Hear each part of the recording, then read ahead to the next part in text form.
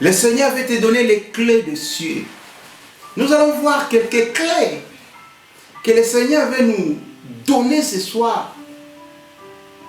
Si nous allons accepter que nos vies soient les temples de Dieu. Que Dieu trouve sa place dans les saints des saints de nos vies. Car Christ nous a donné encore la grâce de devenir les temples de Dieu, l'église de Dieu.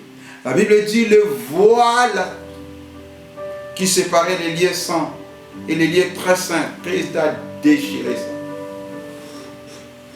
La Bible dit à la mort de Christ a été déchiré. La Bible dit en ce moment-là, c'était le ciel que Christ a ouvert pour nous donner la grâce d'entrer dans la présence de Dieu. Christ nous a accordé cette grâce que la sainteté de Dieu, la présence de Dieu vient encore habiter en nous. Nous allons voir quelques clés si nous allons accepter que Christ entre dans notre vie.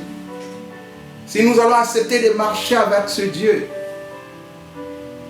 Comme il a dit à Pierre, qui était Simon, que quand tu seras Pierre, tu seras ce roc-là que je bâtirai mon église. Il dit en ce moment-là que je te donnerai les clés du ciel.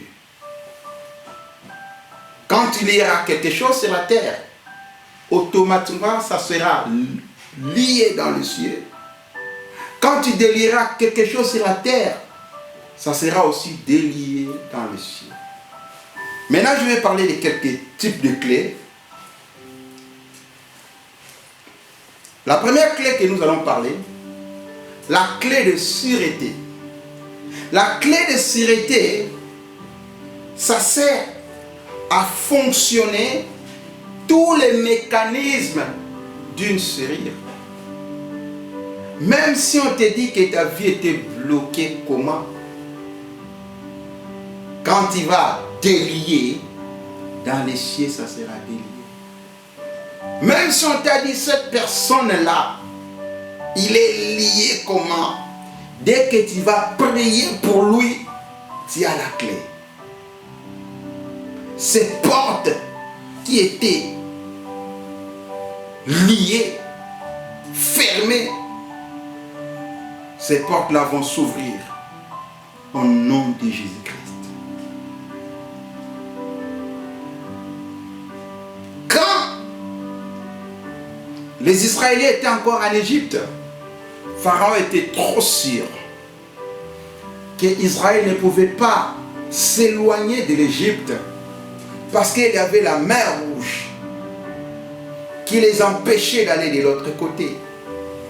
Mais ils ne savaient pas que le Dieu que Moïse avait rencontré, alléluia, ce Dieu-là avait la clé même d'ouvrir la mer Rouge, de séparer la mer Rouge pour frayer un chemin à son peuple.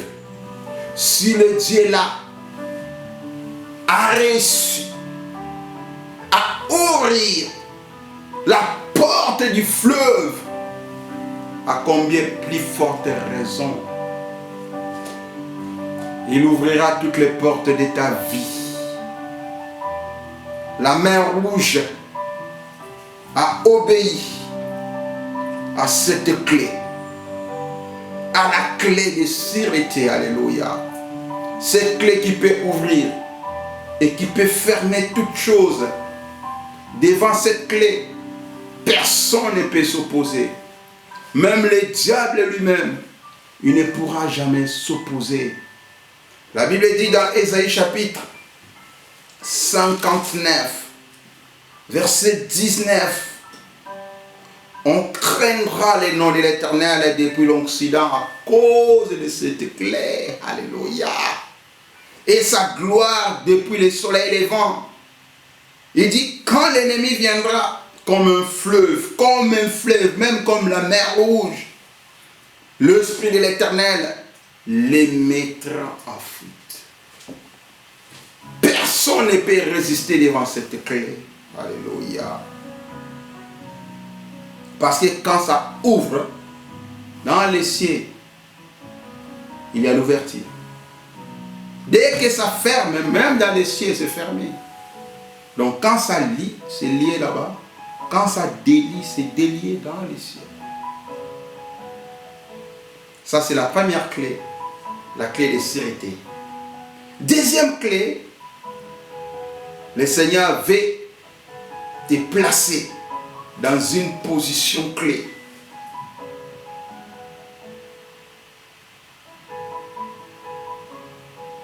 Si nous lisons le livre d'Habakkuk, la Bible dit ceci.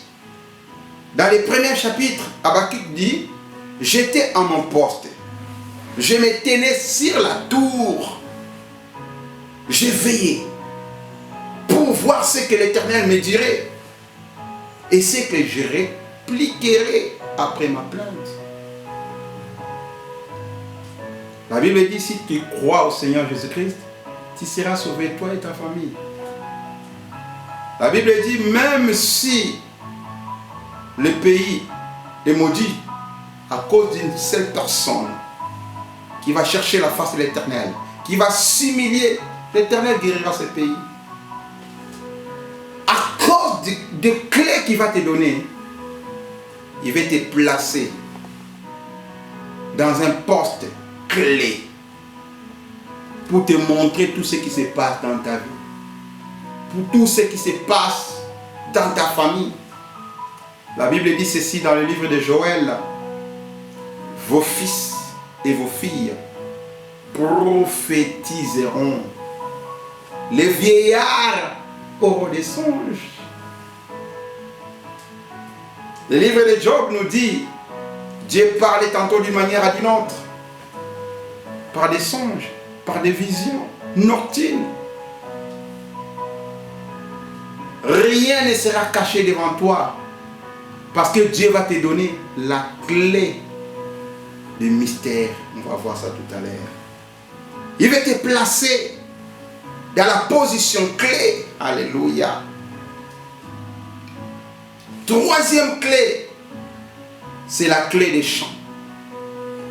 La clé de la liberté. Autrefois, tu étais esclave des péchés, esclave de l'ennemi, parce que tu étais encore à la tombe comme Lazare. Lazare était esclave de la mort.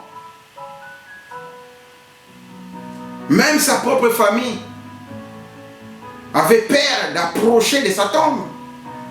Sa propre sœur Marthe disait, tu le sens déjà. Mais la Bible nous dit, c'est lui qui donne la liberté.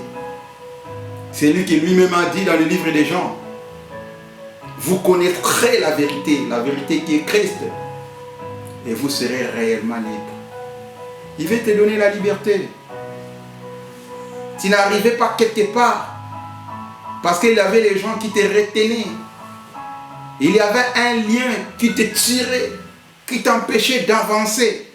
Mais avec la clé des champs, de la liberté, tu vas avancer sans problème.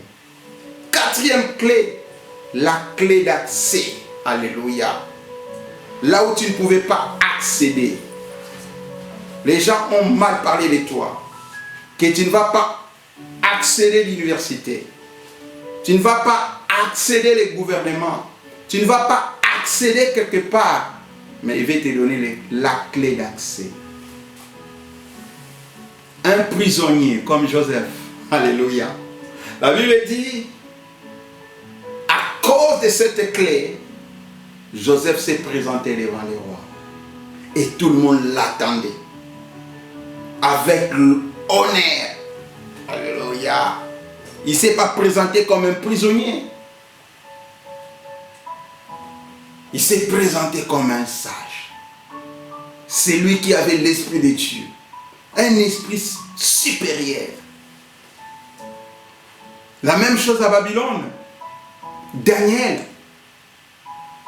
s'est présenté à cause de l'esprit supérieur que l'Éternel avait donné. Il s'est présenté devant les rois. Alléluia. Tu vas accéder dans les lieux que moi, toi-même, tu ne t'attendais pas. À cause de cette clé. Écoute ce que la parole de Dieu dit. Éphésiens, j'aime ce livre. Chapitre 3, verset 10. La Bible dit, je commence au 9e verset, et de mettre en lumière les moyens de faire connaître le mystère caché de toute éternité en Dieu, qui a créé toutes choses. C'est pourquoi les dominations et les autorités dans les lieux célestes connaissent aujourd'hui par l'Église la sagesse infiniment variée de Dieu.